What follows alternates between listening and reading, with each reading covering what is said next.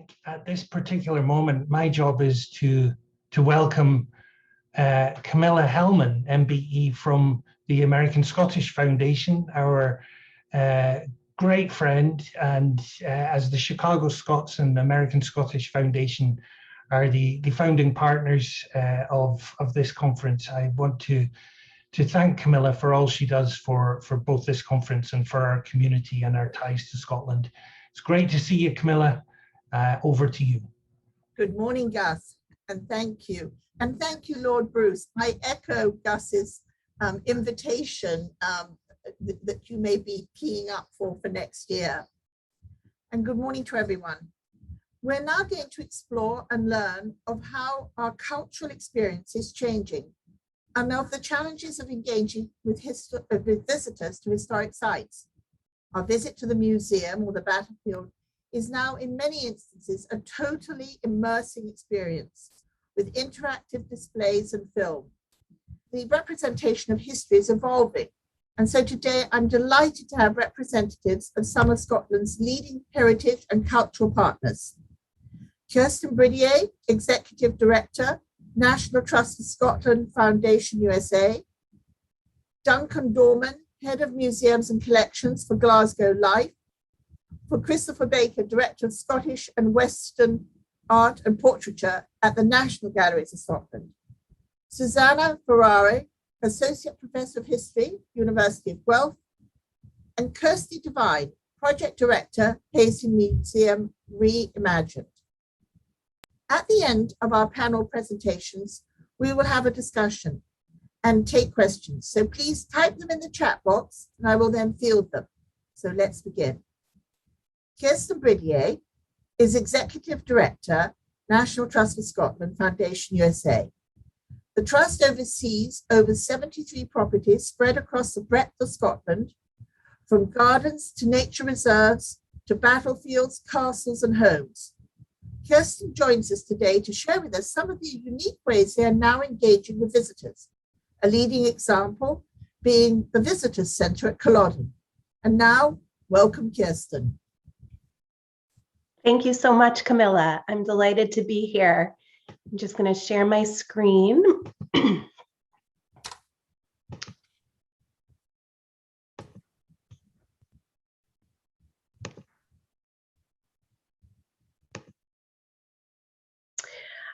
So I'm going to speak today about how we've been engaging visitors at Culloden over the past year, 2 years now of the pandemic.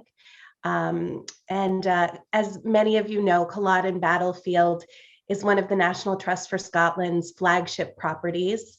It's a site of great historic importance and a place of pilgrimage for 300,000 visitors from around the world in a normal year. Sadly, this past year, visitation was only about a third of that. Visitors range from clan members whose ancestors fought in the last Jacobite Rising, to locals who walk their dogs on the moor, to cruise ship passengers hopping off their vessels in Inverness for a real-life Outlander experience. And that is, like we've been talking about, Scots by birth, ancestry, and affinity. Culloden's award-winning visitor center opened to the public in 2008, and it serves all of these varied audiences. It tells the story of the 1745 Jacobite Rising from two perspectives, the government and the Jacobites. And it combines historic artifacts with immersive media pieces that make you feel that you are in the midst of the battle. The visitor center also includes a gift shop and a cafe and serves as a starting point for guided tours of the battlefield. In 2021, for the 275th anniversary of the Battle of Culloden, this coincided with what we hope will prove to be the height of the COVID pandemic. And as a result, careful planning for the anniversary commemorations needed to be adjusted. As has become the norm, the Trust pivoted to an online program that allowed participation from North America and beyond, ultimately providing a greater impact for diaspora audiences than may have been possible in person. The anniversary event is held on the nearest Saturday to the 16th of April each year and normally gets about 1,000 people. Last year, the films, talks, and discussions presented online reached more than 15,000 people from all around the world. And it laid a foundation for what we hope will become an annual International Battlefield Conservation Conference. At the same time, as I announced at this conference last year, the Trust launched an international appeal for the Culloden Fighting Fund. Here in the US, we call it the Conserve Culloden Fund, with the goals that you see on the slide here.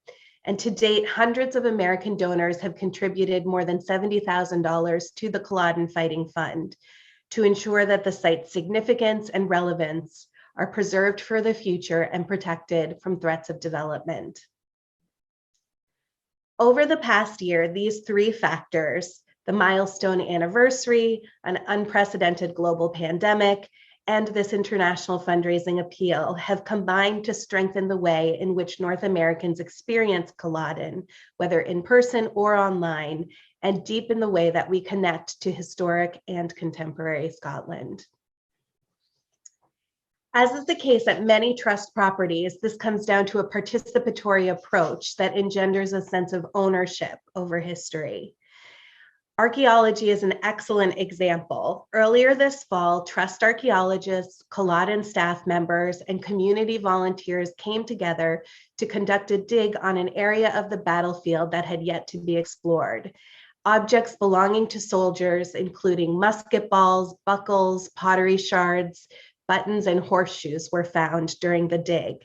And it also confirmed the existence of firm, free-draining soil in the area, which bolsters the latest theories about the British government troop positions. Not to get into too much detail, but it explains why they were facing southwest before the battle. They were avoiding a large bog, which would have been very difficult to cross over, and which does not exist anymore.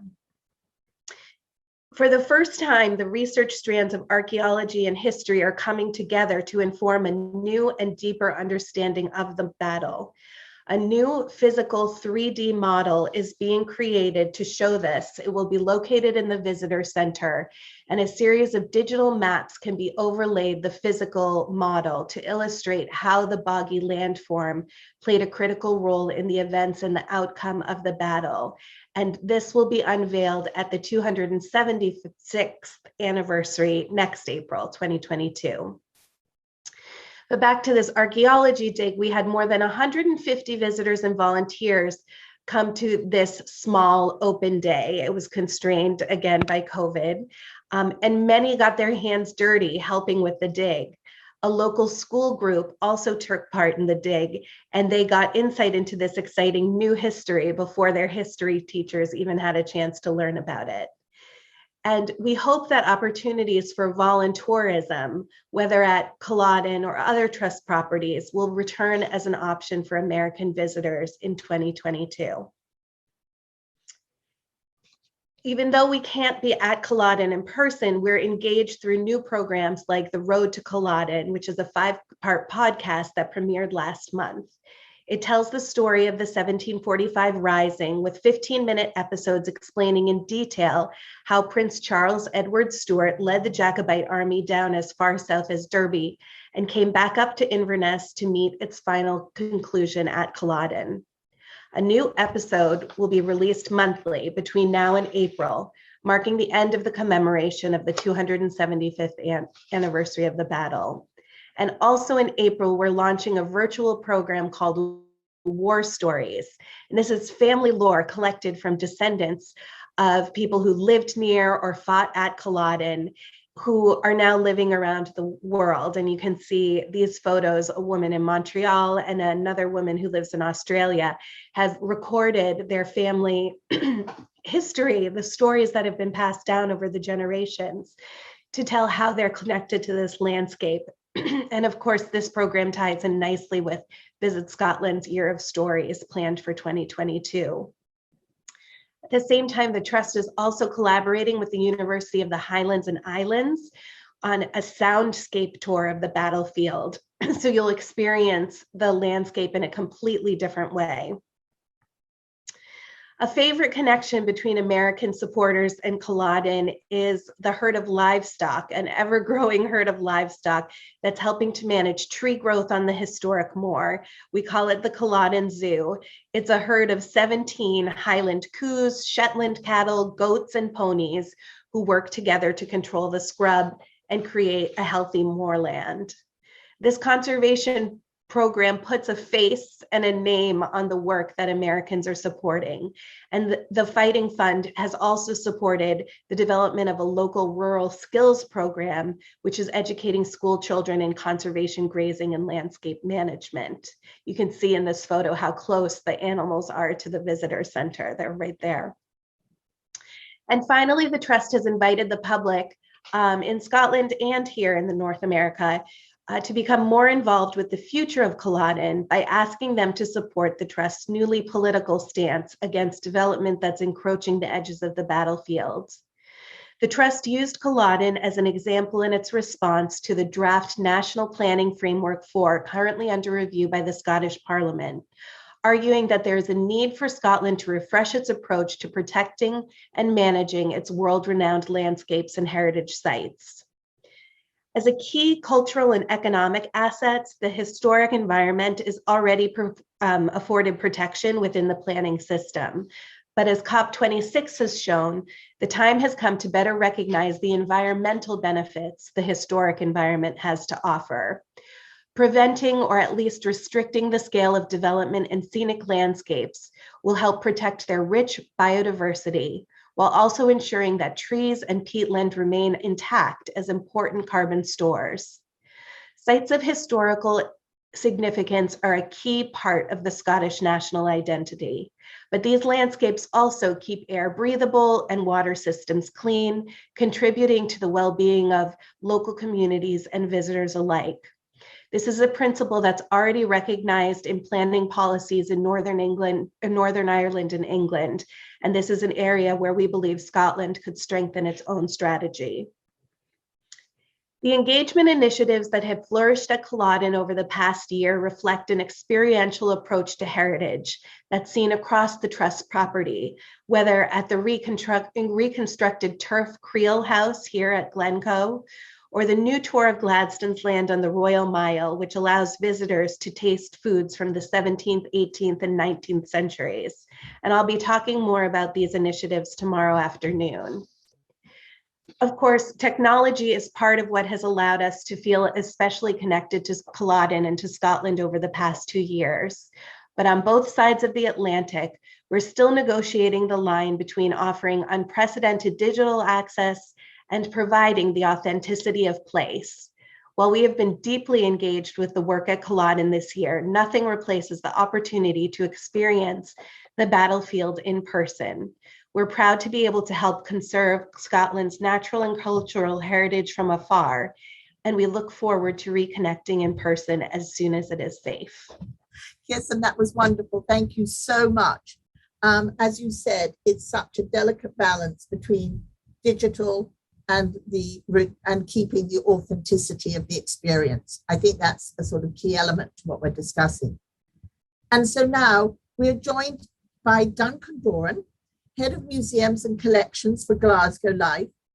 Prior to joining Glasgow Life, Duncan worked with the National Museums of Scotland and is responsible for the management and development of Glasgow's 8 world-class museums, along with the innovative Glasgow Museum Resource Centre. He is also responsible for the city's collections, covering archaeology, natural history, technology, and fine and decorative art, and social history, the special collections in the Mitchell Library and the City Archives. And this coming March, the Burrell collection is set to reopen after a 5-year, £68.25 million building upgrade and a 35% increase in museum space, bringing new gallery spaces, digital displays and facilities, and sustainable technology to display this major collection of over 9,000 objects, from medieval art to stained glass, tapestries, oak furniture, medieval weapons and armory, together with Islamic art and artifacts from ancient Egypt and China, to works of Degas and Cézanne. And so now I hand over to you, Duncan, to take us on from here. Thank you very much, Camilla. I'm very pleased to be here, very pleased to talk to you. I think there was perhaps a suggestion we had a short Burrell film that you could show.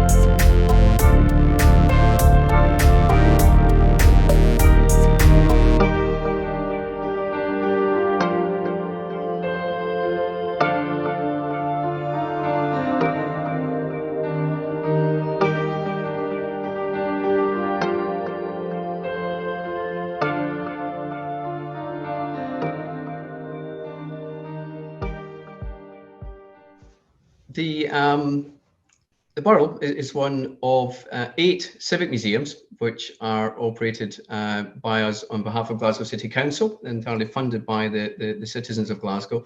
And the collections that we care for and we exhibit in our galleries represent Glasgow's place as the second city of empire in the 19th and early 20th century.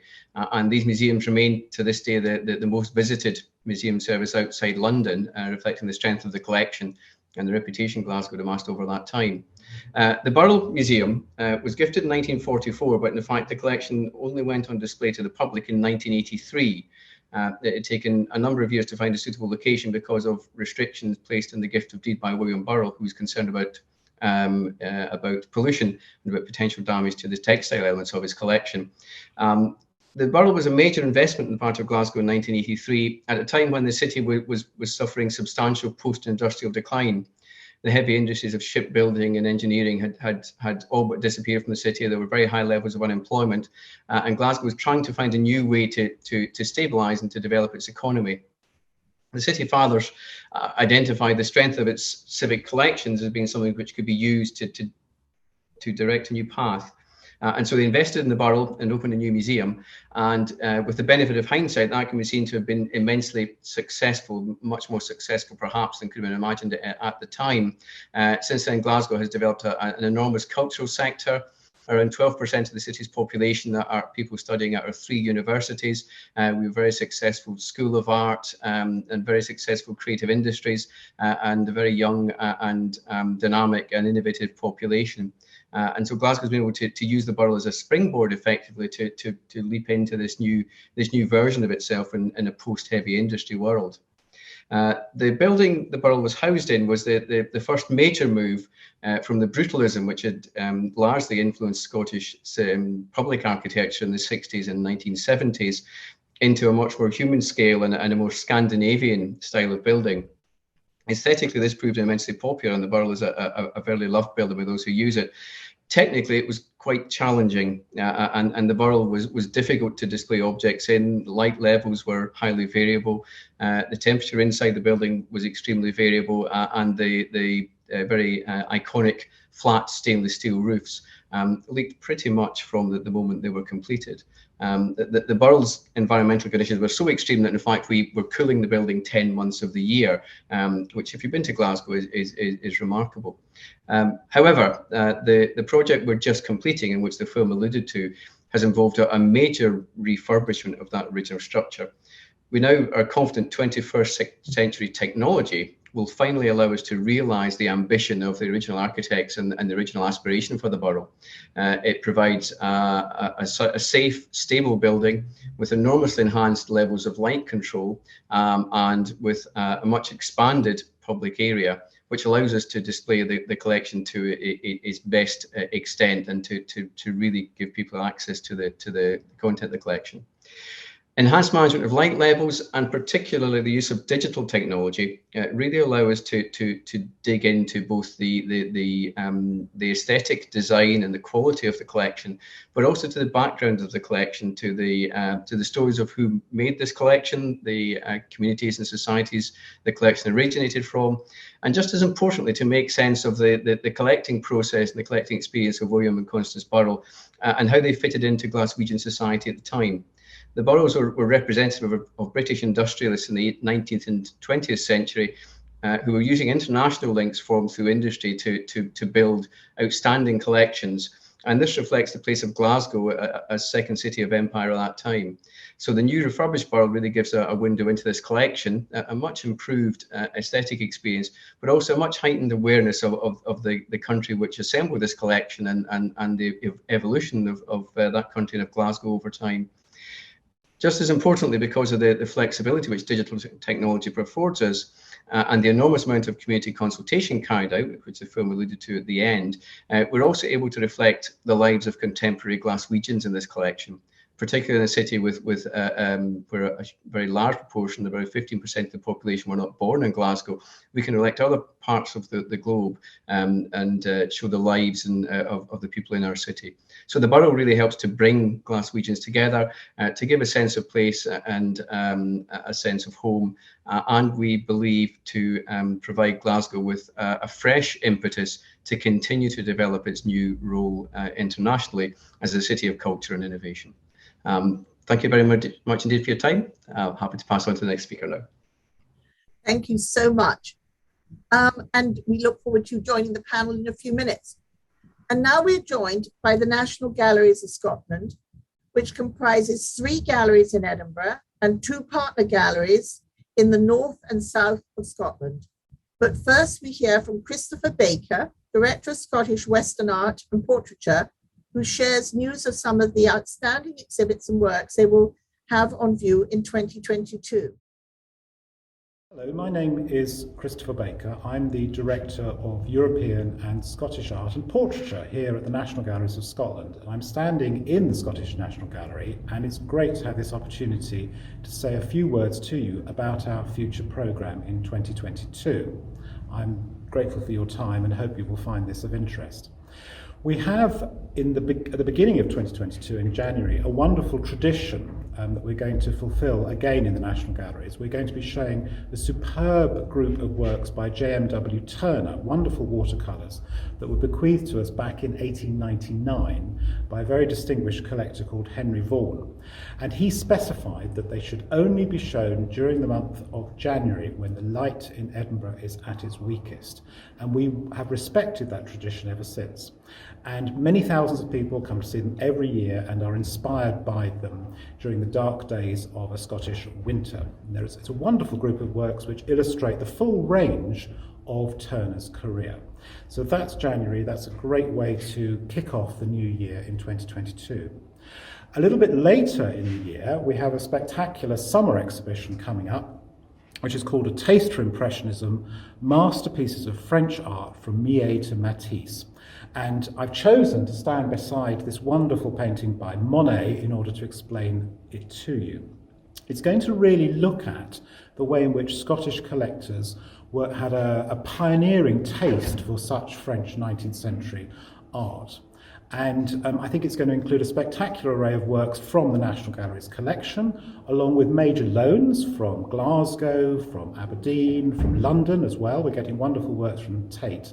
And it's going to tell the story of how the Scottish collectors, patrons, critics, writers took 19th century French art to their hearts and collected it and explored it. It will include spectacular works such as the Monet beside me, which dates from the 1890s. It's a wonderful haystacks painting, which many of you may be familiar with. I'm just going to say a few words about how this picture came into the collection, because that illustrates in a really interesting fashion the type of themes that you'll be able to see and explore if you come and join us in Edinburgh over the summer. This picture, along with a spectacular group of other works from the same period, works by Monet, Gauguin, Cézanne, Renoir as well, were given to the National Galleries of Scotland by two very, very interesting collectors, Sir Alexander and Rosalind Maitland.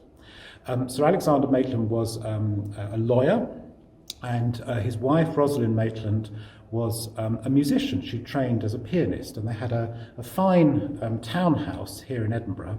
And through the 1940s, 50s and 60s, they brilliantly collected works of this calibre. And most generously, they gave them to the National Galleries of Scotland. And it is this group of works which I think absolutely put our 19th century French holdings on a sort of globally important level rather than a locally important level. And they were very, very clever and astute in their acquisitions, chiefly because they were buying wonderful works of this calibre before the market for them became stratospheric as it is today.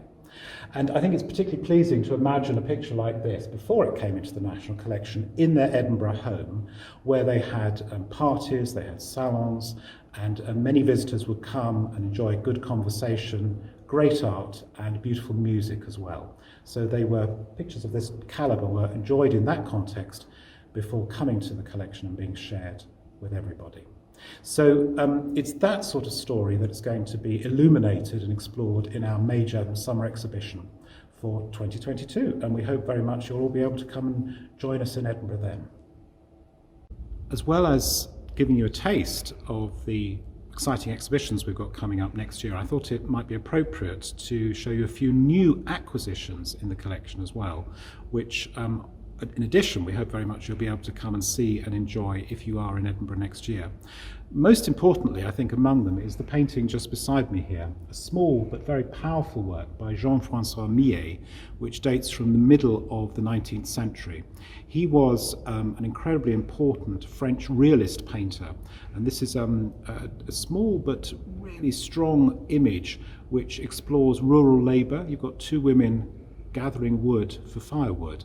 And Millet is a really interesting artist for a number of reasons. He had a profound impact on later French art of the 19th and early 20th century, but he was also a very significant figure for the development of Scottish art of that period as well. Many Scottish painters looked to him for inspiration for their rural subject matter. And this is the first painting by him that's entered the Scottish National Collection, so we're absolutely delighted that it's arrived. And in fact, it's arrived in time to go into the exhibition of French art that I was talking about a moment ago. It's come through the AIL acceptance in lieu of tax scheme, so it's come to the National Galleries free.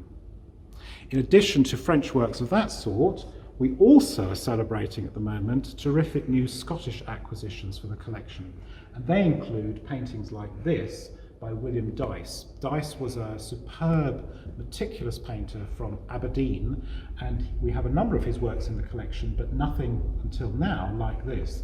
This is a beautiful interior view of Roslin Chapel, spectacular late medieval chapel on the outskirts of Edinburgh.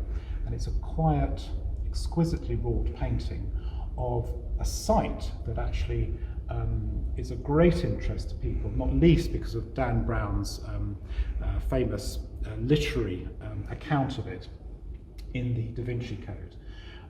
A wonderful work, a delicate work from the 1830s, and a brilliant new acquisition for the collection here that's come to us through the same route as the Millet. We hope you'll be able to come and enjoy it when you're next in Edinburgh. Thank you. Thank you so much. That was fascinating, and we're looking forward to being back in Scotland and enjoying all these things. If only this can all happen faster than it is. And so now we are joined by one of our presenting partners, the University of Guelph. Susannah Ferreira is the Associate Professor of History at the University of Guelph, who will be sharing with us the recently launched exhibition, Signed and Sealed, The Rise of the Charter of Late Medieval Scotland. This exhibit uses experimental learning combined with a virtual access to provide students and visitors a tangible connection to medieval manuscripts as a rich source of cultural, economic, and religious history from the 14th to the 16th century period of Scotland. And so, Susannah, thank you so much for joining us, and over to you. Thank you very much for the introduction and the invitation. The audience members will notice that I'm talking about an exhibition on a much smaller scale, but I've put the whole presentation in a recording. So if that could be cued now. Thank you. Good morning. My name is Susannah Ferreira, and I'm a professor in the history department at the University of Guelph in Canada, where I'm currently working alongside graduate and undergraduate students on two projects involving medieval Scottish charters. One of the spin-offs of these projects has been an exhibit of the University of Guelph's charter collection, which opened on the 6th of November. And I've been asked to speak about how we extended access to this exhibit during the pandemic. Visitors who come to see the physical exhibit at the University of Guelph Library can read the case introductions and exhibit labels, and also learn more about the context of these charters through a virtual exhibit displayed on iPads in the exhibit room. While our exhibit room can only accommodate a couple of visitors under current restrictions, the virtual exhibit is available online. The students who worked on the exhibit also created an exhibit catalog available online that features essays about the charters as well as the charters themselves. And finally, our students also created this short video which explains the importance of our charter collection. Welcome to the digital rendition of the signed and sealed exhibit. This exhibit showcases a collection of Scottish charters that are located in the University of Guelph archives.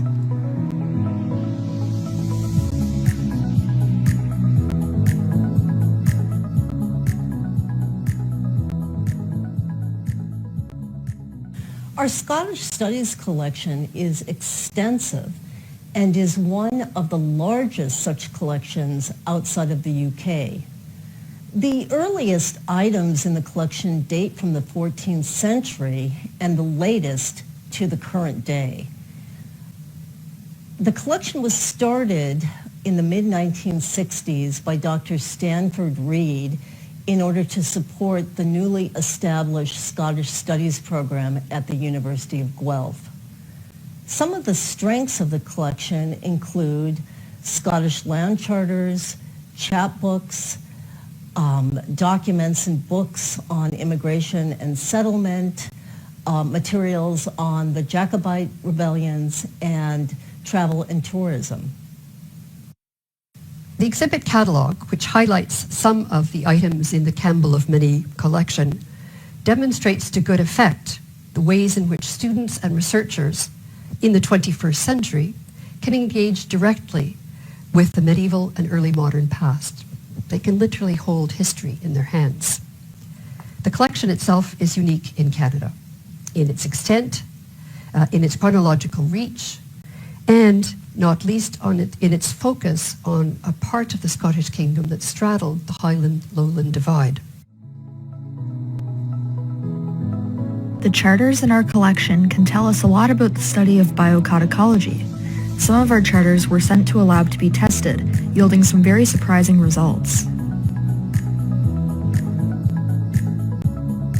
So biocodicology is the biological study of the genetic material of parchment charters. And that's possible because these parchment charters were made from animal skins, and they still contain the DNA of those animals that lived in Scotland, 600-700 years ago. And because that DNA has persisted up till today, we can now collect that DNA and assemble a genetic profile of the animals that lived back in medieval Scotland. Of the samples that we sent down, we received positive results for about half the charters, and we were able to determine that 2 of them were made from cowhide, 2 from sheep hide, and then 2 from goat hide, which was the more unusual of the 3 results, because typically that's associated, goat parchment is associated with the Mediterranean and not Northern Europe.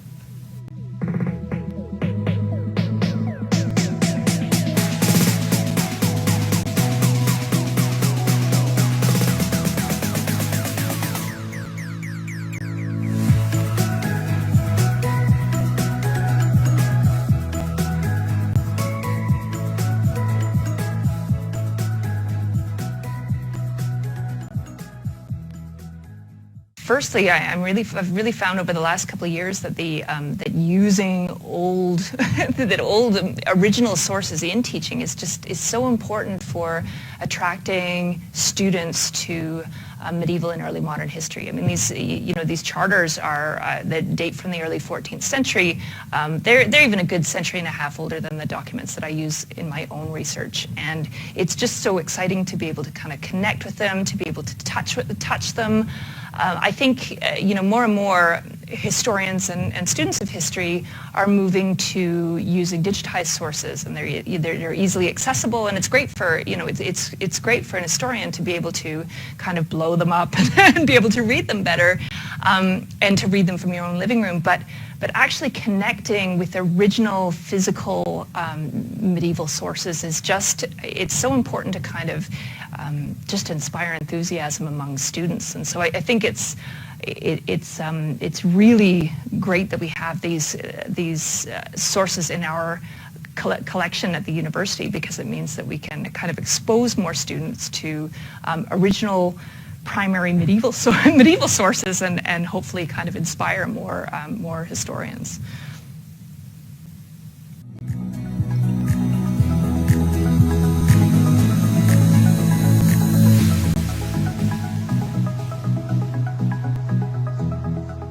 Thank you for visiting the Signed and Sealed exhibit.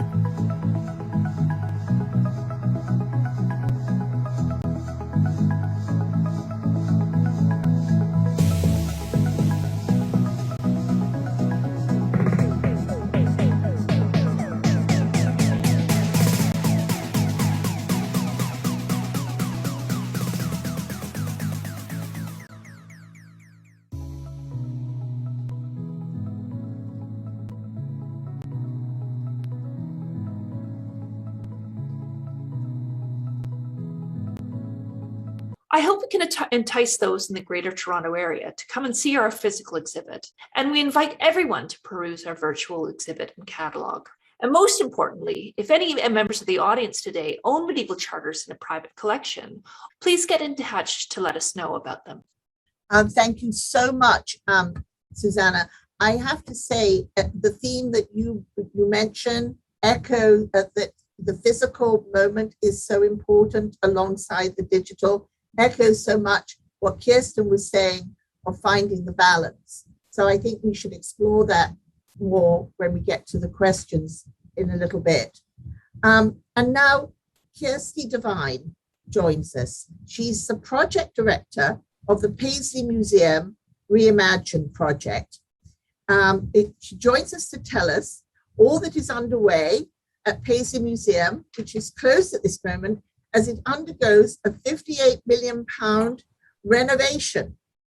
Kirsty has over 25 years of experience of working in the heritage and cultural sector in the UK and internationally, having worked on a range of museum capital projects, including the Riverside Museum, winner of the European Museum of the Year, National Museums of Scotland, the Royal Alberta Museum, Canada, and the D-Day Story in Portsmouth, which was shortlisted for the European Museum of the Year.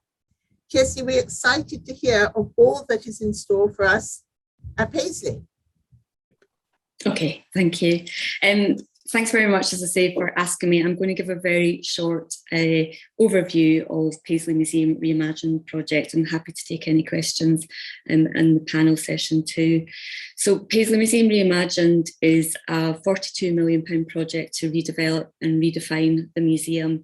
And a key aim of the project is to help transform Paisley's perception of itself, to develop a visitor economy, and to lead the regeneration of the town centre. And I've used this quote, which I use a lot when I'm talking about the project: "Without us, nothing about us is for us," which is a slight reworking of an activist quote from the 1970s, but in many ways it sums up our philosophical and our practical approach to developing the museum. We've adopted a participatory practice. So for the past 5 years, we have placed consultation, co-production and conversation at the heart of our work. And ultimately this has shaped the museum itself and the visitor experience as well.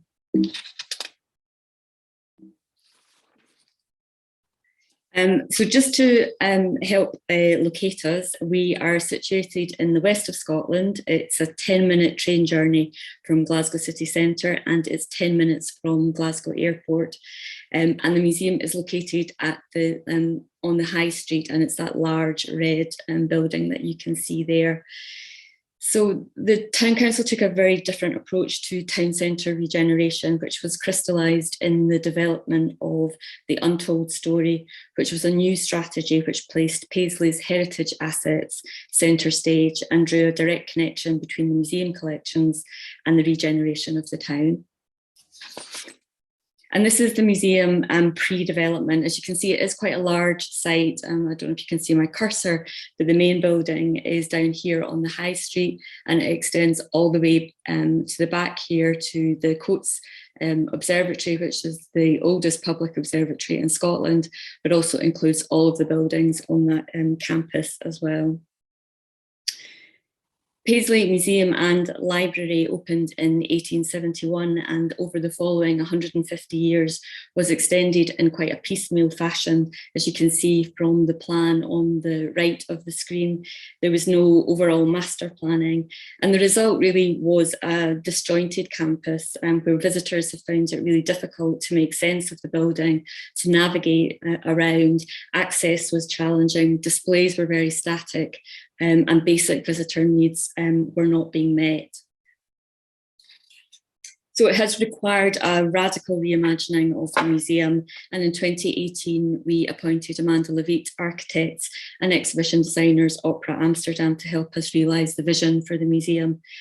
The new museum will open at the end of 2023, and it will include a campus of the 4 historic buildings, a new west wing which will house a cafe and a garden gallery, a substantial garden, as you can see on the screen there, and public courtyard. We'll reinterpret the collections and put more of the collections on display and have a greater level of interactivity, and we'll just provide greater access in general to both the buildings and the heritage for our visitors. So people have been really critical to the process, the time taken to hold conversations, and maybe even more importantly, to listen to what has been said, has been built in from the beginning of the project. And when we were beginning to think about developing the public programme, we decided to co-produce that with local communities. And this became even more critical, I think, during COVID and as we come through the recovery phase of COVID as well. So the first step for us was what we called the listening phase, and we heard from approximately 70 organisations, community groups and stakeholders across Renfrewshire about their work, their values and the challenges that they faced. And then we thematically analysed those conversations and identified the key priorities which are shown on the right of the screen. And we're now using those themes about confidence and belonging and ownership, as well as creativity and play, etc., to develop the public programme. And we're working in partnership with those organisations to develop that programme. So effectively, we are creating a manifesto for the museum, and it gives us comfort that we are creating a public programme that will meet visitor need. If we can create a museum where people feel that they can own and appropriate the spaces, where relationships are formed and conversations are encouraged, then we would regard this as a success of the project. But that co-production doesn't just apply to the public programming, it has also, we have used that practice in developing the displays as well, and we are co-producing a number of the museum displays which will feature when we reopen. We've held sessions with over 1,000 people, and we have held over 1,600 hours of activities as we have been researching the collections and identifying stories. We've worked with well-established communities, local communities in Paisley. We've also worked with newly arrived communities such as Syrian refugees, and we've also worked with international source communities to look at the types of stories that people wanted to see featured in the museum. And it's allowed a discussion around identity and representation, as well as increasing our own knowledge as a curatorial team of the collections that we are charged with looking after. We're also developing an introductory gallery, which hopefully is explanatory by the title, but really it's a gallery which will introduce visitors to both the town and the region. And its purpose, I suppose, is to create a sense of place, to explore identity and to provide different perspectives and voices about the heritage and the stories of the region and the town. It will be a fully digitally immersive experience, which will fill the whole gallery. These are just some of the concept drawings from the work so far. But we are co-producing that gallery content, particularly with young people aged 14 to 18 years. And that's encouraged a lot of debate and discussion around what it means to be from Paisley, about identity, about belonging. And we're exploring a range of topics from the witch trials through to decolonisation and empire, as well as activities around creative endeavour. As well as looking at the collections that we hold and the curators working with our partners to co-produce stories, we are also crowdsourcing some of the displays. So this campaign, which was around the Paisley pattern and was called Show Us Your Paisley, had a reach of an audience of over 3 million. And it has produced a range of really interesting objects which will feature as part of the displays. And lastly, I just wanted to end with this slide. It is a nod to COP26 in Glasgow, which was mentioned at the beginning of the session. This is a slide that shows Paisley's temperature stripes from 1885 to 2020. And that was taken from our observatory. We have had a continuous reading of temperature and other data from the observatory since it opened. And we had contacted Professor Hawkins, who works at Reading University in the National Centre for Atmospheric Science, and he created this visual for us using our data. And that in itself is interesting. It's quite a sobering image to look at in terms of the impact of climate change. But that conversation with Professor Hawkins has now led us to potentially assisting him and his team in his ongoing research into barometric data using the data that we have and have held at the museum for the past 150 years. And for me, it's a really great example of how the project is affording us not only the opportunity to reassess the collections and identify the stories that are linked to those objects, but also how the museum can play a role in current debate and research.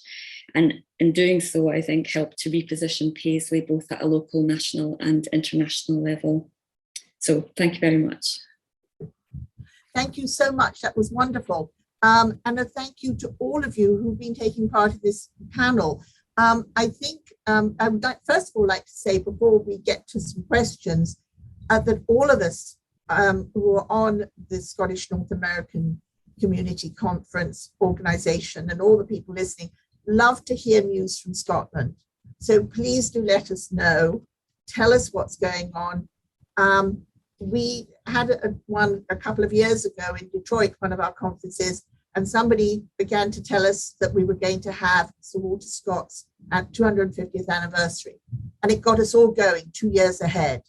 So we really do love to learn of news and to know what's going on. And we've got big, we love to amplify.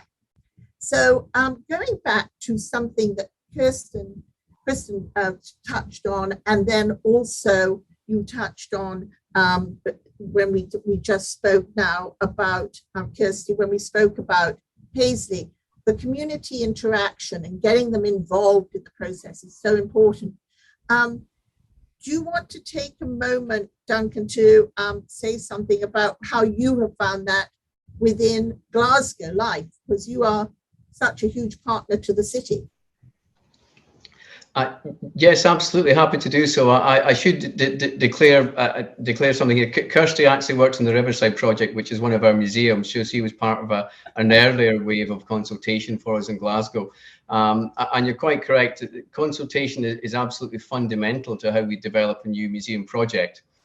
So one of the primary aims is to ensure that firstly, the citizens of Glasgow feel a sense of ownership of the museum and a sense of connection to our collections.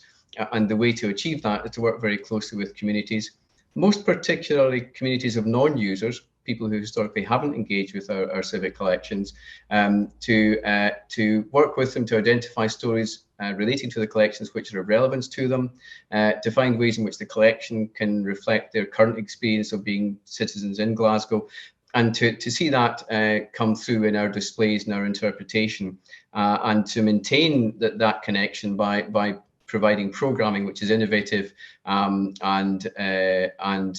connected to the collections and to citizens. And that sense of animation and belonging that Kirsty referred to is really vital. One of the strengths of our museums, and I'm sure of Paisley when it reopens, is if you come as an international visitor, you leave with a very clear sense that this collection really matters to the people who live in the city, and that the collections are consistently used by the people who live in the city. And in Glasgow museums, we attract about 1.5 million visits a year from Glaswegians to our museums. There are only 600,000 people in the city, of whom around half visit museums regularly. So every Glaswegian typically visits 5 times a year. And it's that level of commitment which breathes life into our collections and makes them a window into Glasgow for people coming to our cities. So the enormous work we do in engaging with people before a project is vital. For example, in relation to the borough, we've engaged with 15,000 people over the development period to influence the displays and the interpretation we have. And that's very heavily biased towards people who've not historically been using the museum regularly. So because of what we went through with COVID, that we all we've lived for the last 2 years on our computers, have you changed some of your thought process over how you connect to the community and initiated new programs? Kirstin, you spoke of how they've been the Culloden experience and the annual awareness, as it were, not celebration, commemoration, is handled. Has really grown the audience. So how have you been changing and initiating new programs? You want to take that? I can say a couple of words on that of me, Camilla. Yeah, it's a really good point. And at the start of the pandemic, we were caught out. We had teams of staff who've been accustomed to delivering face-to-face, and we had to very quickly adapt to deliver online. That's influencing how we'll work as we hopefully emerge from the pandemic. So in relation to the borough, we've created 2 new posts. One is a content producer in gallery, who will maintain new content for the enormous amount of digital we have in the refurbished museum. But for the first time, we also have an online digital content producer connected to the borough, and that's aimed absolutely at maintaining throughput of new material online to support understanding of the galleries and to encourage people who either can't visit because of restrictions or haven't historically visited or simply too far away to get an insight into our collection and also to our interpretation in the gallery. So the pandemic has certainly shifted how we see sharing our exhibition content and the research of our curators. So Kirsty, is everything closed at Paisley now? Is there any experience online so that people can understand a little bit of what is going to be coming? Yes, so the museum closed in 2018, and like Duncan, I think, as was mentioning there, our co-production process, which we were using for displays and public programming, we had to really pivot during COVID to think about how we took that online. And the conversations that we were having with people initially were around just supporting them kind of through that process. But we also have the Secret Collection, which is our store, which is on the high street just down from the museum, and that has remained open, and we're kind of augmenting that online provision. And it's certainly something that for the museum, when we reopen, and similar to kind of how Duncan has articulated it there, we're really aware of the change in behaviour of visitors as well, that people will be want both an online and an on-site experience and want the opportunity to have a range of options available to them. And I think in the UK we have seen, and I'm sure it's been the same in America, that during COVID we found there was an increased popularity for things like live stream of events so that people could still attend festivals, etc. And so we've started to think about how does the museum become, and I didn't talk about it in the presentation, but we've really been developing the museum as a hub, as a sort of go-to destination, as a skills hub, as a social hub, as a creative hub, and as a knowledge hub. And thinking about then how does that become something that people can access both digitally, online, and also in person.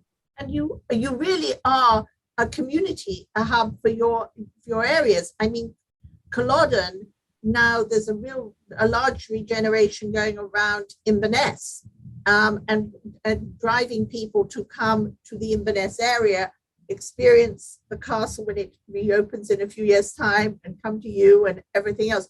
How is this changing your plans, and how do you think this will all impact, Kirstin?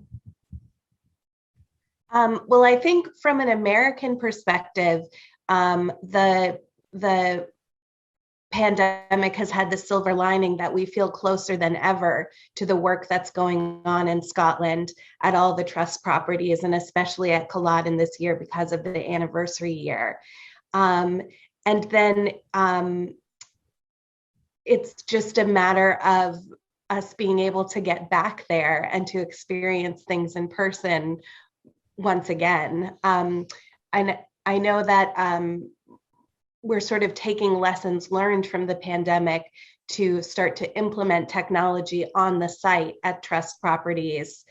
So there's sort of two parallel tracks of technology, this keeping us connected from across the ocean, and then expanding the story when you're there in person, which I think is really interesting to think about.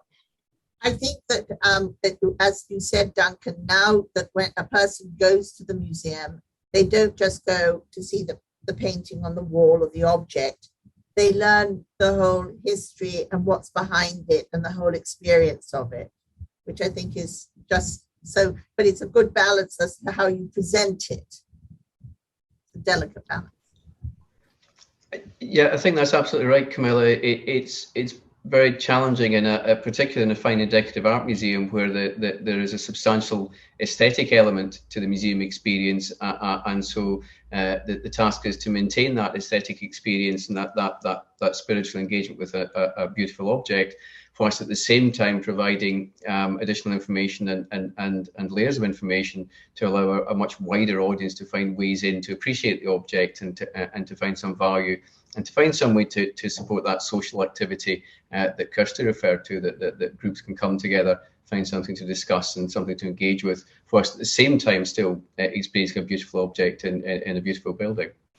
I do have to ask you about the Guelph manuscripts. Are they available for people to visit and see, or is it by appointment for scholars only? Because I have to tell you, I love coming up to that area. We come up to the Fergus Highland Games. I look forward to being back up there again. So is there a way that we are able to visit and see these wonderful manuscripts? Well, yes. I mean, under normal times, anybody from the public can come and request. You have to go through the Special Collections website at the University of Guelph, and you can, when the exhibit's not on, you can request and read quite closely these land charters. The pandemic restrictions are changing weekly at our library, and so it's always a good idea if you're going to come and try to see the exhibit, or to take out manuscripts to find out what the rules are for a little while, and even perhaps right now the reading room is only open to students, but again that could change in a couple of weeks. So it's everything's just a little changeable at the moment.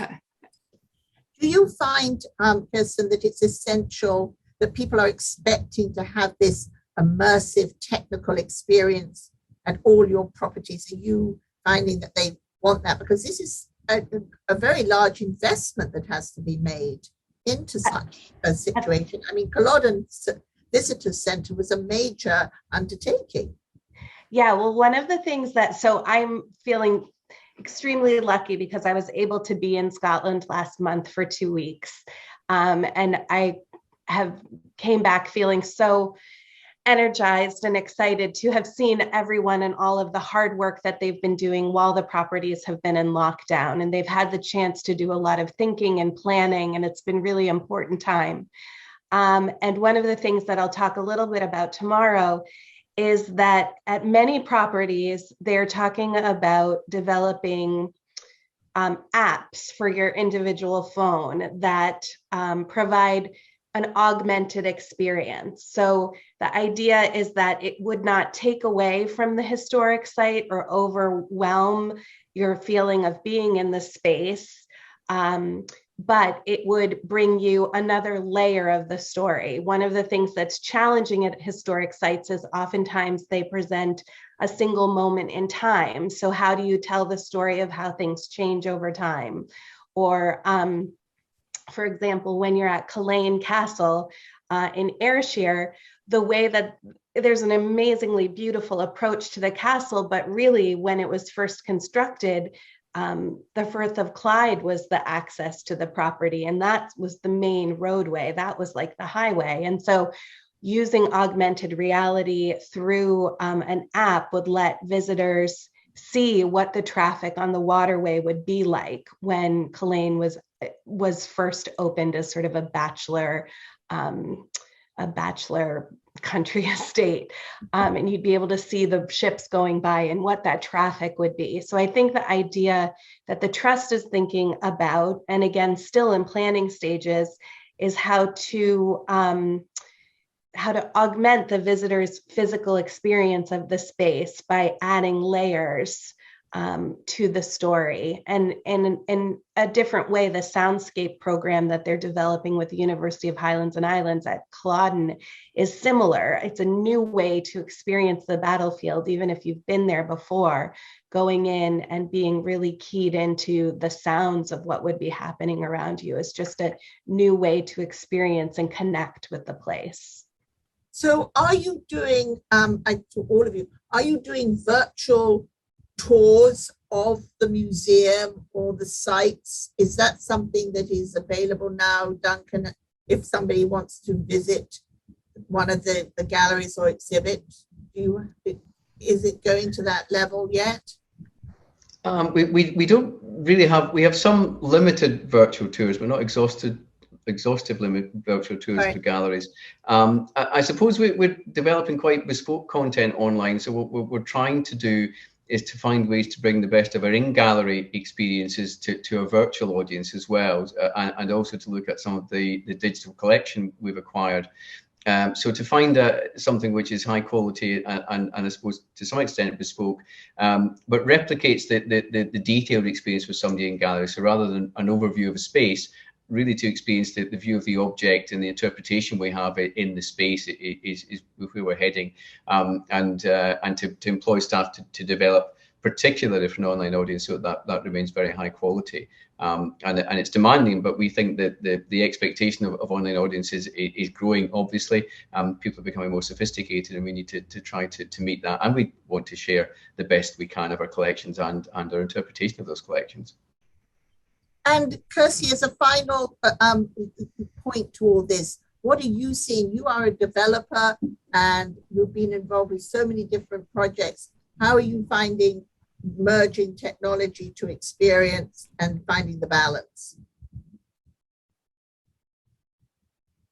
I think what digital technology has allowed us to do in telling stories is have, and I think Kirstin mentioned it earlier, that sort of multi-layered approach. And so it also can pack a real emotional punch as well. And it allows us to really explore some of the real nuances and complexities of a history. And if you are exploring things around identity and self, there's multiple voices and multiple perspectives on a story. And so I have visited Culloden and really enjoyed the battlefield site, being able to walk around and have that digital experience there. I think when COVID happened, there was a real rush by the heritage sector to put everything online, and actually there was almost a need to think about how do you package that up, how do you make that work from a user point of view, because it's not actually enough or acceptable really just to dump everything online and expect a visitor or a user to make sense of it. So I think in a way what COVID and kind of recent 18 months has done is allow us as a sector to think about how do we how do we create an online experience or an interactive experience in gallery that complements an in-person visit? And there's sort of a range of different ways that we can do it. But the real benefit of it is it just moves people away from a really passive experience with a sort of one singular history for a topic. Well, I want to thank all of you for being with us. I think this is a very important conversation. But most of all, we want to hear your news. So I'm so glad that you've all joined us here for the conference. And please keep in touch with us. We're going to be using this presentation in other formats in the next few months. And so we're going to be amplifying and keeping up, telling your story, telling what the news and everything else. So very glad that you could be with us today. Thank you very much.